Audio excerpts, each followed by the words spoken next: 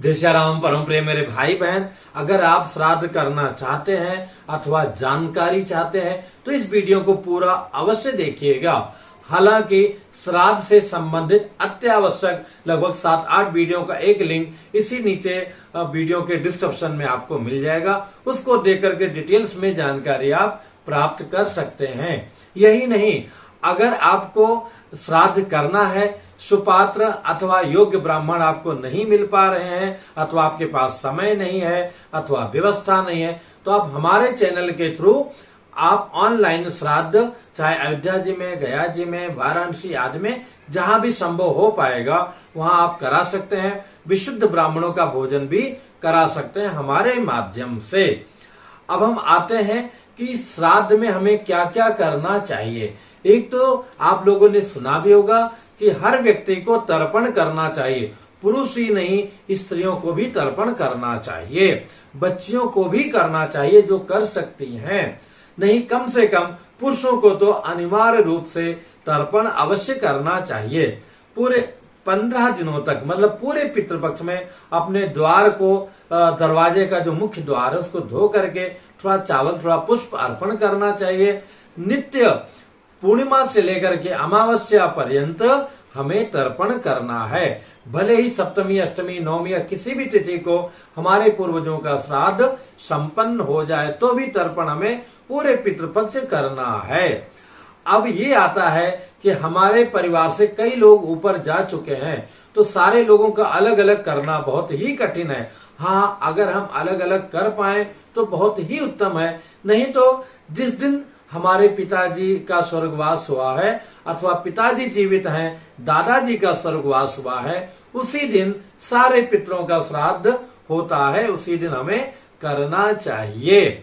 और अगर हमें पिताजी का नहीं मालूम है अथवा अन्य कोई मेरा विशेष गया उसका नहीं पता है तो सर्व पितृ अमावस्या को उनके निमित्त श्राद्ध किया जाता है। इस वर्ष की श्राद्ध की पूरी डेट्स जो है नीचे डिस्क्रिप्शन में आप पा जाएंगे।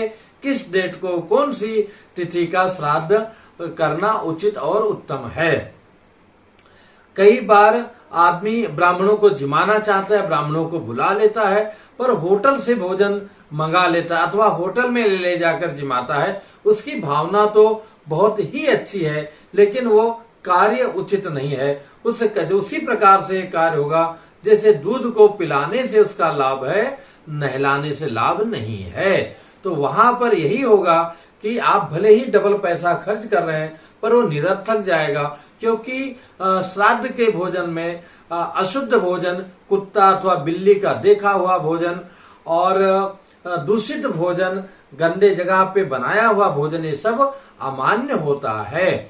विशुद्धता से भोजन बनाना चाहिए। अगर आप भोजन नहीं करा सकते हैं तो फल, ड्राई फ्रूट्स, दूध आदि उबाल करके ऐसा भी आप ब्राह्मण को बुला करके करा सकते हैं। पर होटल में ले जाकर के भोजन कराना अथवा होटल से भोजन मंगा के कराना ये बिल्कुल नहीं करना चाहिए।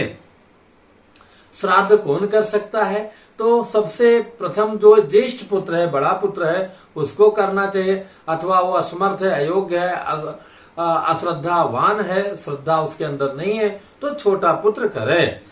अथवा छोटा भी नहीं करना चाहता तो कोई भी कर सकता है। अथवा अगर सबकी प्रॉपर्टी अलग अलग हो गई है, सब अलग अलग रहते हैं, सबका आय और व्यय मतलब आमदनी और खर्चा अलग अलग है, तो अगर एक शहर में है तो मिलकर के करना चाहिए। अगर हमारा दिल नहीं मिल पा रहा है तो हम जहां जहां पर है इंडिविजुअल हर एक पुत्र को करना चाहिए। अगर किसी को कोई पुत्र नहीं, पुत्री ही है तो पुत्री को भी करना चाहिए। श्राद्ध में जो सबसे अच्छी सामग्री मानी गई है वो हमारा भांजा और इसके साथ में जो है ये भंगरैया, भृंगराज पत्रम को माना गया है।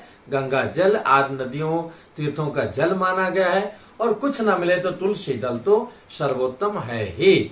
श्राद्ध काल मध्याह्न काल में दोपहर के समय जिस दिन तिथि उस दिन करना चाहिए, अथवा करना आवश्यक है, चाहे थोड़ा पहले भी कर लिया अथवा बाद में कर लिया तो करना चाहिए। जिस दिन श्राद्ध हो उस दिन हमें एक ही समय भोजन ग्रहण करना चाहिए, दोबारा भोजन नहीं करना चाहिए। सत्य का पालन करना चाहिए, श्राद्ध कराने वाले को भी और करने वाले को भी, और ब्रह्मचर्य का पालन करना चाहिए।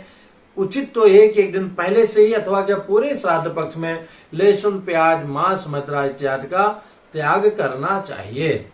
कई बार ये भी प्रश्न आता है कि हमारे पूर्वज जय जय सियाराम वो मांस मदिरा खाते थे, तो कई लोग अज्ञानतावश वो भी अर्पण कर देते हैं, लेकिन वो नहीं जाएगा, उसका वो रूप बिल्कुल कदापि गलत है। वो उनको जो चाहिए वो प्राप्त होगा उनके हित में। जैसे कि आपका लड़का कहीं बाहर रहता है और उसको जो है चॉकलेट खाने की इच्छा है, तो आप यहाँ से पैसा भेजते हैं, वो चॉकलेट खरीद लेता है। अथवा वो नकली गन चलाना चाहता था, दीपावली का पटाखा उड़ाना चाहता है, आप चाहो कि एरोप्लेन से पटाखा भेज दें, तो वो नहीं जाएगा। वहां पे आप यहाँ से रुपया भेजोगे और वहां उसका वो पटाखा खरीद लेगा। अथवा कहीं हॉस्टल में व्यवस्था में, तो हॉस्टल वाले उसको उस पैसे के दम पर उसको प्रोवाइड कराएंगे। तो ऐसे ही जो आपके पूर्वज क्या करते थे क्या नहीं करते थे वो करना जरूरी नहीं है। जरूरी है जो शास्त्र में लिखा है, शुद्ध भोजन पवित्रता से और श्रद्धा पूर्वक किया जाए, कराया जाए, वही उत्तम है। अब क्या स्त्रियां भी श्राद्ध कर सकती हैं? जी हाँ, बिल्कुल कर सकते हैं। श्राद्ध कर सकती हैं, तर्पण कर सकते हैं। ब्राह्मणों को भोजन कराती तो वही सब देवियां ही हैं। देवता लोग तो दूर से तमाशा देखते हैं। जय जय सियाराम कई देवता लोग भी बड़े ही श्रद्धावान होते हैं। देवता मतलब पुरुष मेल जन। अब ये आता है कि श्राद्ध क्या घर में करा सकते हैं? जी हाँ, बिल्कुल ये पवित्र श्राद्ध है। ये जो पितृपक्ष में किया जाता है, इस श्राद्ध का नाम पार्वण श्राद्ध है। ये जो है अपने घर में कराना चाहिए। प्रश्न ये आता है कि श्राद्ध में कितने ब्राह्मणों का भोजन कराएं? तो मेरे भाई बहन, ये जो पार्वण श्राद्ध होता है पितृपक्ष में, इसमें अनिवार्य कंपलसरी रूप से 3 पीढ़ी पिता के कुल का, पिताजी, दादाजी, परदादाजी। अब जो है पिताजी मान लिया जीवित हैं, तो दादा, परदादा, वृद्ध परदादा, मतलब 3 पीढ़ी वहां हो गया, और 3 पीढ़ी माता जी के कुल का, नाना, परनाना और वृद्ध परनाना इत्यादि का होता, सपत्नी मिला करके। तो उचित तो है ब्राह्मण ब्राह्मणी हुआ, 6 तो 6 दूनी 12, इतना कठिन होता है, तो मोटा मोटी 6 हो गए, और 2 जो है विश्वदेव दोनों कुलों के 8 ब्राह्मणों का भोजन कराना चाहिए। अगर 8 ब्राह्मण किसी कारण से हम नहीं करा सकते हैं, तो फिर जो है एक पिताजी के कुल के, एक माताजी के कुल के 2 ब्राह्मण और एक विश्वदेव के निमित्त 3 ब्राह्मणों का भोजन कराना चाहिए। हम 3 भी नहीं करा सकते हैं तो कम से कम 1 ब्राह्मण का भोजन कराना चाहिए। वो भी नहीं करा सकते हैं तो सीधा कच्चा अन्न निकाल करके दे देना चाहिए। वो भी नहीं कर सकते हैं, अगर हमारे पास इतनी गरीबी है, तो श्राद्ध वेला में गौ माता को हरी घास इत्यादि खिला देना चाहिए। ये भी एक प्रकार का श्राद्ध का ही रूप है, लेकिन प्रयत्न हमें अवश्य करना चाहिए। और यह है कि जिन लोगों की प्रॉपर्टी हमने ले लिया है और वो जा चुके हैं, उनके निमित्त कभी करना चाहिए अनिवार्य रूप से, नहीं तो बहुत दोष लगता है।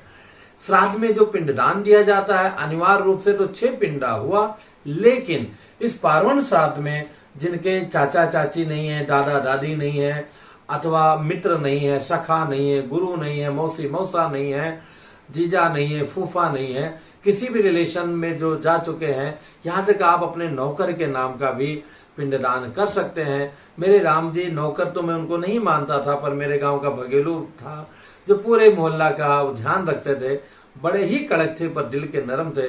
प्रयत्न करके मैं उनके नाम का भी जय जय सियाराम प्रयत्न करता हूँ। तो इस प्रकार से आप किसी के नाम का भी कर सकते हैं।